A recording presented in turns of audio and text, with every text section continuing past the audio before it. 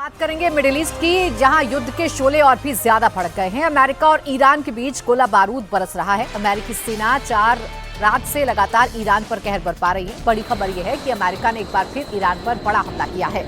ये हमला खोदाब, बंदर अब्बास, चाबहार समेत दर्जन भर से ज्यादा शहरों पर किया गया है। सेंट्रल ईरान के खोदाब में अराक परमाणु रिएक्टर के पास भी धमाका हुआ है। खुजिस्तान प्रांत के मशहर में पेट्रोकेमिकल प्लांट पर भी हमले की खबर है। ईरानी मीडिया के मुताबिक अहवाज एयरपोर्ट पर भी अमेरिकी मिसाइल्स गिरी हैं। अमेरिका ने स्ट्रेट ऑफ हॉर्मुज में ईरान की नेवी के मेन पोर्ट और नेवल हेडक्वार्टर पर भी हमला किया है, जहां से ईरानी नेवी हॉर्मुज पर कंट्रोल करती है। इसके साथ ही अमेरिका ने कुवैत में अपने बेस से ईरान पर घातक मिसाइलों से हमला किया है। अमेरिका ने दक्षिणी ईरान को निशाना बनाकर ये हमले किए हैं। बुशहर से लेकर चाबहार तक, यानी पूरे दक्षिणी हिस्से में कोस्टल इलाकों को निशाना बनाया गया है। अमेरिकी सेंट्रल कमांड ने बाकायदा इन हमलों का ऐलान करते हुए कहा है कि अमेरिका ने ईरान के खिलाफ और हमले शुरू कर दिए हैं, ताकि हॉर्मुज स्ट्रेट से गुजरने वाले जहाजों पर हमला करने की ईरान की क्षमता को लगातार कमजोर किया जा सके। कमांडर इन चीफ ने ईरानी फौज को जवाबदेह ठहराने के लिए इन हमलों का निर्देश दिया है। वहीं ईरानी सरकारी मीडिया ने दक्षिणी ईरान के सिरिक में ताहिरियो गांव के पास हुए हमलों की जानकारी भी दी है।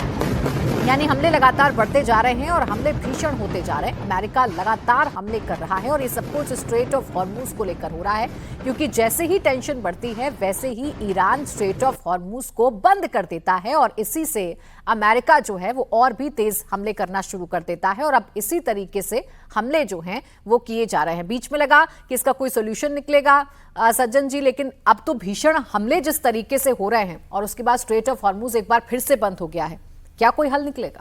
नहीं, देखिए, युद्ध कैसे भी हो, लेकिन युद्ध एक नीति होती है और उस नीति में आपकी जो शुरुआती लक्ष्य था कि ईरान को पहले वहां रिजीम चेंज करेंगे, उसके बाकी जो भी थे इजराइल और अमेरिका ने मिलकर किया था।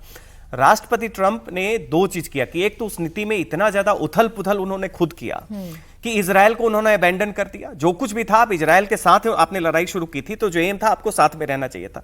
उल्टा ये हुआ कि हॉर्मुज वाले इशू पे उन्होंने सोचा नहीं और ईरान ने उसको एक लेवरेज के तौर पर ले लिया। अब सारी की सारी प्रतिष्ठा इस पे बच गई है, हो गई है कि हॉर्मुज एक दिन के लिए भी बंद होता है तो पूरी दुनिया ही नहीं प्रभावित हो रही है। उसके लिए जिम्मेदार अमेरिका को माना जा रहा है और अमेरिका और राष्ट्रपति ट्रंप जो है कमजोर आके जा रहे हैं और वहां पे इलेक्शन भी है नवंबर में। तो वैसी स्थिति में अब क्या हो गया है कि ईरान का देखिए, उसने अभी कमर्शियल शिप्स पे फायर करना शुरू कर दिया। अभी जो लेटेस्ट फायरिंग उसने किया वो केवल इसलिए किया कि आप रूट जो तय है वो आप नहीं उसको फॉलो कर रहे हैं, आप ओमन की तरफ से होके क्यों जा रहे हैं। तो उस स्थिति में ईरान जो है उसे इस समझौते की जो शुरुआत की गई थी पाकिस्तान और कतर के द्वारा, उसमें एक लेवरेज मिल गया। यह भी पता चल गया कि अमेरिका और इजराइल के बीच में स्प्लिट है। वैसी स्थिति में एक फाइट टू फिनिश वाली जो पॉलिसी होनी चाहिए थी अमेरिका की इजराइल के साथ, उसको अबैंडन किया गया। अब राष्ट्रपति ट्रंप के पास न तो वो पीछे जा सकते हैं, ना आगे बढ़ते हुए नजर आ रहे हैं। अब अटैक्स तो हो रहे हैं, लेकिन अटैक्स भी अंडर द थ्रेशोल्ड हो रहा है कि किसी तरीके से ईरान जो है फिर से समझौतों को लागू करने के लिए मान जाए। आप करें तो उसको बिल्कुल बाध्य करें, ईरान जैसे कंट्री को, इजराइल को साथ में ले। लेकिन इतनी उथल पुथल इस युद्ध नीति में हो गई है कि यह मसला अभी उलझेगा, यही लग रहा है।